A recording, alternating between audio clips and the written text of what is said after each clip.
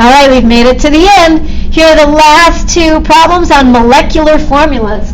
These two involve grams. The last few gave us percent composition data, and we had to calculate the empirical formula.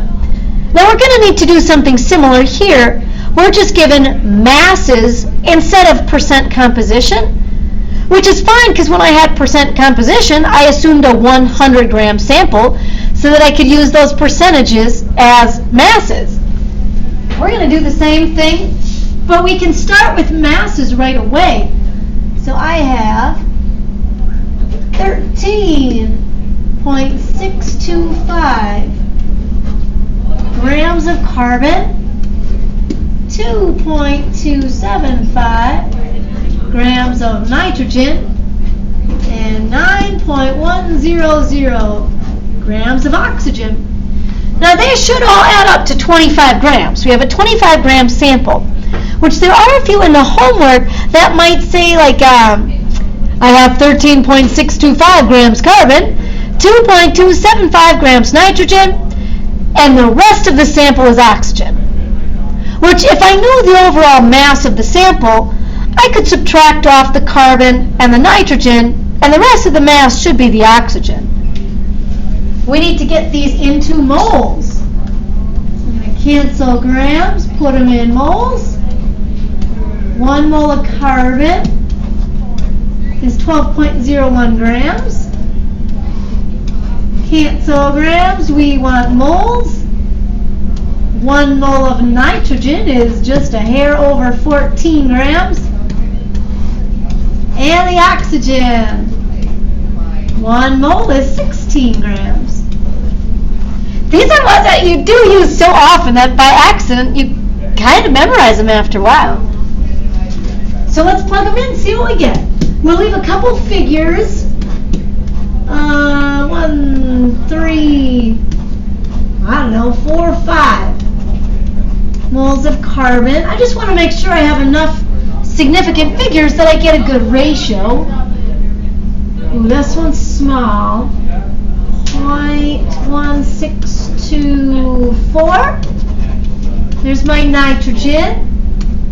And oxygen is small as well. 0.5688 moles. Excellent. Okay, so these moles are definitely not whole numbers and they're not close enough to round. So I can't really tell the ratio just by inspection. I don't know. I got no clue actually. Let's try dividing them by the smallest. I was trying to estimate, but yeah, I don't know. I mean, like, the nitrogen is the smallest. It's going to be less than 1 to 10 between nitrogen and carbon, but I don't know. 8, 7, somewhere in there. Let's plug it in. I know this will give me a 1. We'll do the other ones the same way. 1, 6, 2, 4. Alright, this gives me, oh, it is a 7. Alright, I was estimating like, 7, 8, somewhere in there.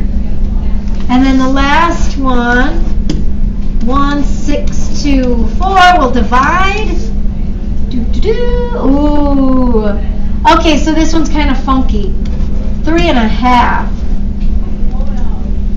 Okay, so I need to make that 3.5 a whole number, which I could do so by multiplying by 2. That'll give me a 7. And you do have to do that then to all of them. Times 2. Yikes! 14. That's kind of a crazy little formula, huh? There it is. You have to do that multiply by 2 for all of your moles. We need to keep the ratio consistent. So then here would be my little empirical formula.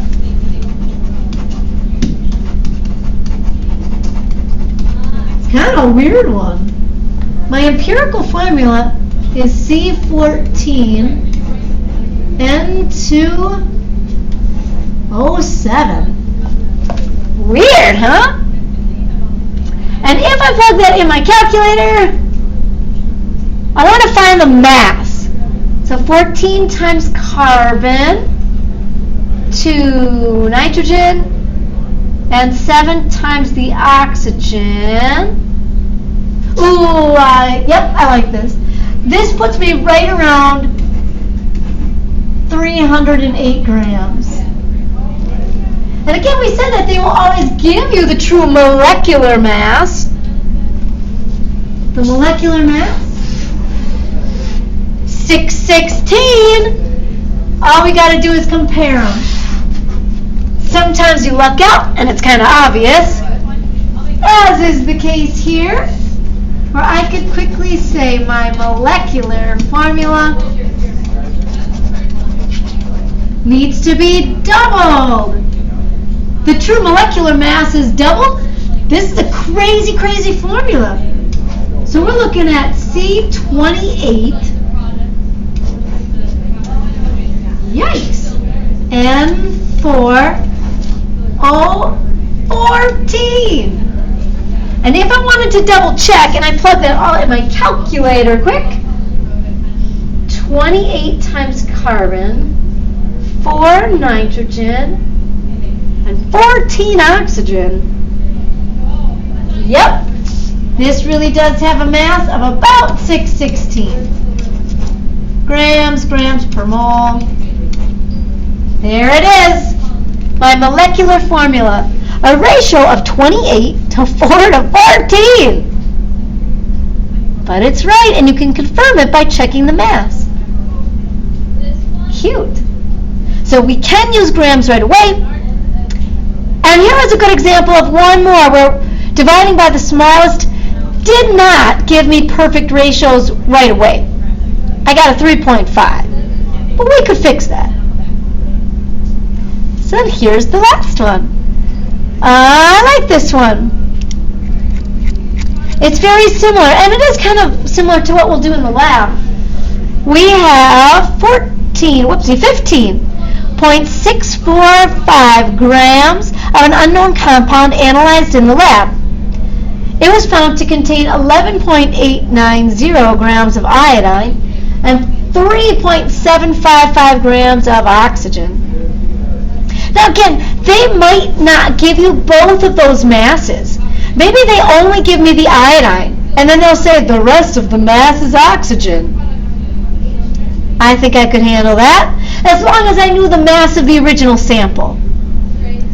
The iodine and the oxygen together should give me the 15.645 gram sample. All right, well, how bad could this be? We only have 2 elements. I have 11.890 grams of iodine. Excellent. And 3.755 grams of oxygen. 755 grams of oxygen. We'll take both, get them into moles. I want moles. The molar mass of iodine, 126.91. And then oxygen, I think I remember that one. 1 mole, 16.00 grams. All right. So, what do we get here? 0.09369 moles of iodine, something like that. Again, I'm not going to take off for sig figs, just leave something that seems reasonable. And 0.2347 moles of oxygen. Definitely not whole numbers. And I can't tell a ratio. I mean, like there's going to be at least twice as much oxygen as compared to iodine. But it should be a little bit more than a ratio of 1 to 2. So let's divide by the smallest. We'll divide them both by the smallest, because I know that gives me a 1. 1.09369. Yep. this makes sense. 2.5. See, in my head I was just kind of inspecting these two, figuring that there would be a little bit more than twice as much oxygen. Yep, 2.5. Now I do need to make it a whole number ratio, so I'll just multiply it by 2. And we'll say that's a 5, and this is a 2. So my little empirical formula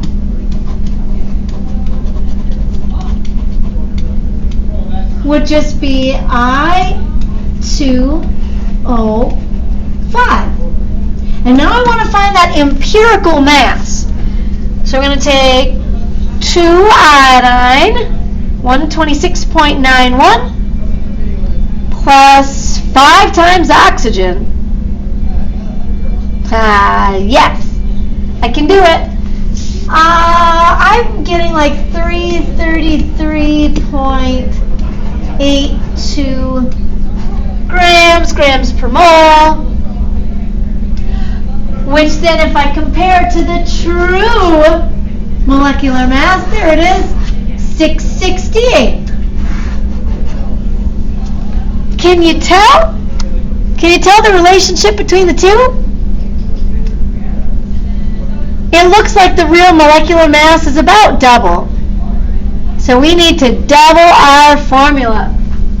So our final molecular formula